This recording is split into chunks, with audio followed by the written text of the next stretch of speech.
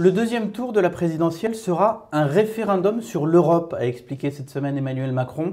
Qu'est-ce que ça signifie pour vous ? Je crois qu'il a raison sur ce plan. Je pense que l'enjeu géopolitique de cette élection est absolument majeur. Il y a l'Europe.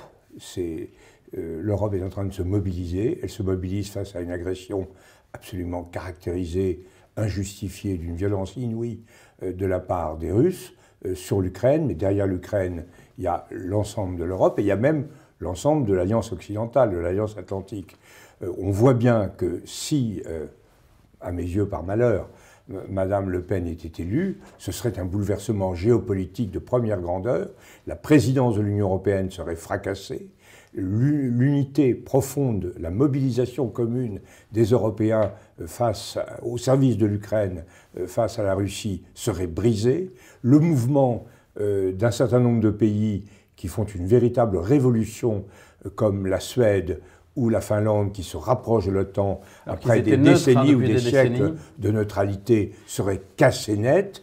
Et ce serait pour M. Poutine, qui est un adversaire résolu non seulement de l'Ukraine, mais également de toute forme d'Union européenne forte, ce serait une victoire géopolitique de première grandeur. Ça annulerait une grande partie, sur le plan politique, des échecs militaires subis par l'armée russe depuis le 24 février. Et là, je crois que cet enjeu géopolitique, les Français n'en sont pas, à l'heure présente, tout à fait conscients, pleinement conscients, mais c'est très important. 80% des Français sont du côté des Ukrainiens.